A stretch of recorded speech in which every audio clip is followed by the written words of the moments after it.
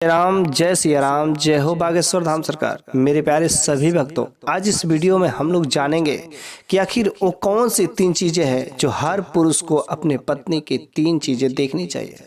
हर पुरुष को अपने पत्नी की तीन चीजें बेशर्म होकर देखना चाहिए। लोग क्या कहते हैं इसकी बात मत करो, क्योंकि जो पुरुष यदि ये तीन चीजें देखता है बस उसके जीवन से हमेशा हमेशा के लिए कंगाली खत्म हो जाती है।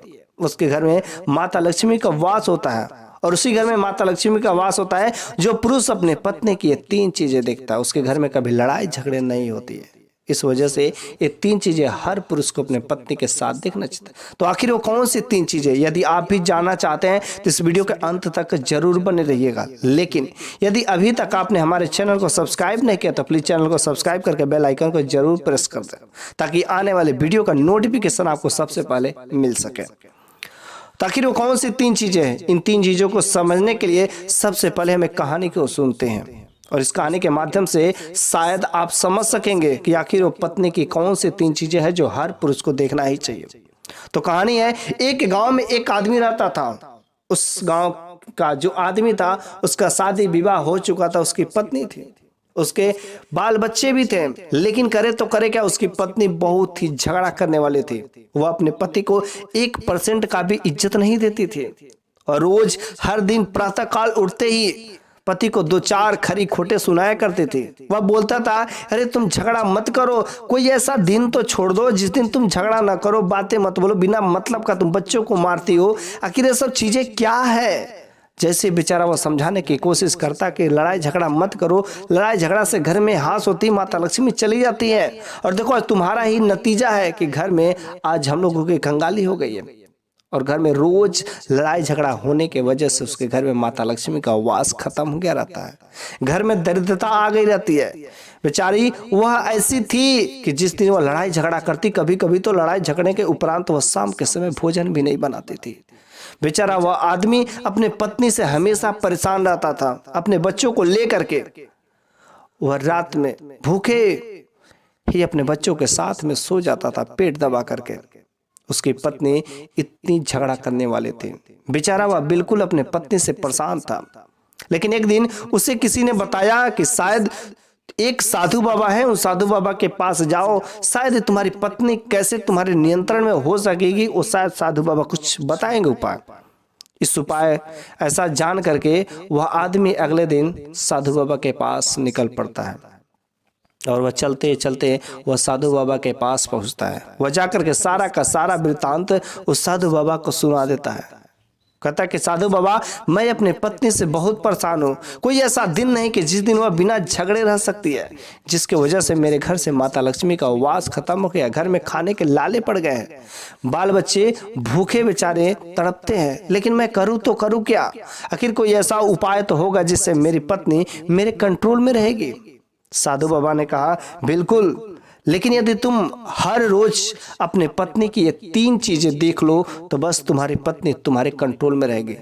वो आदमी कहता है, साधु बाबा आखिर वो कौन सा तीन चीजें हैं जो हमें देखना चाहिए। साधु बाबा ने कहा, वो तीन चीजें कोई भी पुरुष यदि अपने पत्नी की बेशर्म होकर के देख लेता है, जांच कर लेता है, चेक कर लेता है, तो बस उसकी पत्नी उसके कंट्रोल में रहती है और कुछ नहीं कर पाती है।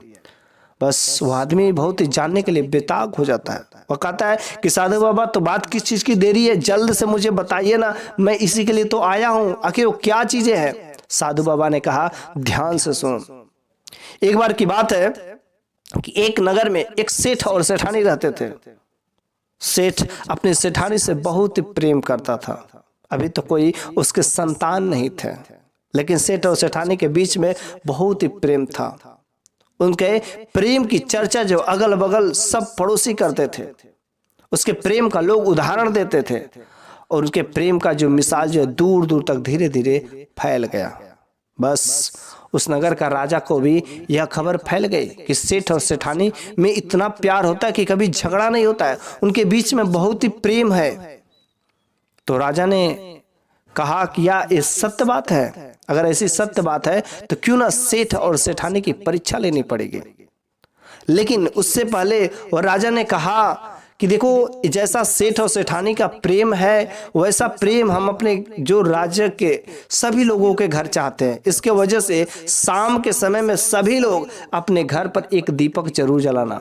ऐसा राजा ने अपने राज्य में घोषणा करवा दिया कि ताकि पूरी रात जिसके घर में दीपक जलेगा, हल्का सा दीपक जिस घर में जलता है वह दीपक जो प्रेम की रोशनी जलाता है, और सबके दिल में यदि पति पत्नी के बीच में ऐसा जो प्रेम जग जाएगा तो बस हमारा राज्य कितना सुंदर हो जाएगा। और जैसे वह घोषणा करता है, शाम के समय में वह जा करके राजा अपने छत पर से देखता है तो सबके घर पर एक रोशनी जल रही होती है। लेकिन वह देखता ही देखता रहता है कि राजा और रानी कि धीरे धीरे जैसे मध्यरात्रि हो रही है एक एक घर का दीपक जो बुझता जा रहा है। और जैसे ही कुछ समय बाद ऐसा होता है कि राज्य के सभी घर के दीपक बुझ जाते हैं, बस उस सेठ और सेठानी के घर का दीपक नहीं बुझता है। इससे पता चल जाता है कि वास्तव में उस सेठ और सेठान के बीच में बहुत ही प्रेम है। लेकिन सेठानी को इस बात का कंफर्म नहीं रहता है, विश्वास नहीं होता कि वास्तव में इतना प्रेम हो सकता। कुछ ना कुछ तो जरूर बातें होंगे। दोनों आपस में राजा और रानी एक बार बहस करते कि नहीं सेठ ज्यादा समझदार होगा, रानी कहती नहीं सेठानी ज्यादा समझदार होगी। दोनों आपस में बहसबाजी छिड़ जाती है कि नहीं कहता सेठ समझदार होगा, वो कहती सेठानी समझदार होगी। राजा और रानी की दोनों बातें बहस हो जाती है और उसके बाद से कहा कि चलो ठीक है, यदि विश्वास नहीं होता कि क्यों न सेठ और सेठानी की परीक्षा ले ली जाए। सेठ ने एक दासी को बुलाया। सेठ ने एक दासी को बुलाया और दासी को कहा कि देखो तुमको सेठ के घर जाना है, जिस सेठ के घर बहुत ही प्रेम सेठानी से करता है, उस सेठ के घर जाओ और सेठ से कहो कि यदि तुम अपनी पत्नी से अलग हो जाओ, दूर चले जाओ, तो तुम्हें ढेर सारे सोने चांदी रुपए मिलेंगे और तुम्हें राजा साहब नौकरी भी देंगे, सब कुछ देंगे। ये सब बातें कह करके राजा जो है अपनी दासी को सेठ के घर भेजते हैं। दासी सेठ के घर जाती है और सेठ को किनारे बुला करके कहती देखो मैं राजमहल से आई हूं और मेरे को राजा ने भेजा है, और राजा ने कहा है कि यदि तुम अपनी सेठानी को छोड़ दो तो राजा तुम्हें ढेर सारे पैसे देंगे, उसके बाद तुम्हें एक अच्छी खासी नौकरी भी देंगे। अगर तुम अपनी सेठानी को मार देते हो, जान से मार देते हो, तो वह तुम्हें अपने राज्य का आधा राजपाट तुम्हारे नाम कर देंगे। जैसे सेठ इस बात को सुनता है तुरंत वह आग बबूला हो जाता है और तुरंत दासी को भगा देता है। क्योंकि सेठ और सेठानी के बीच में प्रेम तो था, लेकिन सेठ हर चीज को इग्नोर करता था, बर्दाश्त करता था, अनदेखा कर देता था। लेकिन सेठानी जो है अपनी बात को मानने वाली थी, वह एक ही बात पर अड़ी रहने वाली थी। लेकिन सेठ हर जगह कंट्रोल करता था, इग्नोर कर देता था छोटी छोटी गलतियों को। उसके बाद से वह दासी राजमहल में पहुंचती है, कहती कि राजा साहब ये तो बहुत ही अनदेखा हो गया, वो तो सेठ तैयार ही नहीं था, बिल्कुल ही मुझे तो डांट करके भगा दिया। बस राजा ने अपनी रानी से कहा देखे मैं कह रहा था ना कि सेठ ही बहुत होशियार है, सेठ बुद्धिमान है, सेठ बड़ा है। रानी कहती नहीं नहीं आप कह रहे सेठ बड़ा है, मैं कहती हूँ सेठानी होशियार है। बस रानी ने सेठानी का भी परीक्षा लेने के लिए एक दास को बुलाती है और दास से कहती जाओ तुम उस सेठानी को कोने में बुलाकर ऐसी ऐसी बातें कहना, लेकिन मौका पाकर की करना कि जब सेठ वहां पर नहीं हो। बस उसके बाद हुआ क्या, उस दास ने गया और जैसे ही सेठ कुछ समय के लिए घर से बाहर पहुंचता है, बस वो मौका पाकर दरवाजे पर खटखटाता है। सेठानी दरवाजा खोला।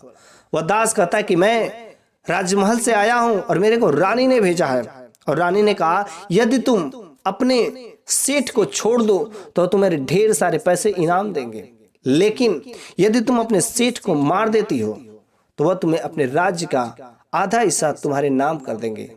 सेठानी कहती है क्या वास्तव में? वह दास कहता है बिल्कुल सही।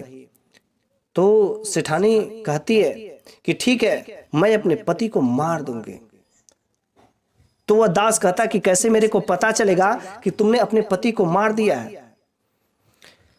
तो सेठानी कहती कि देखो शाम के समय में ये पूरे रात मेरे घर का दीपक जलता रहता है और यह दीपक प्रेम की जो निशानी होती है, और जब ये दीपक बुझ जाएगा तो समझ जाना कि बस मैंने अपने पति को मार दिया है।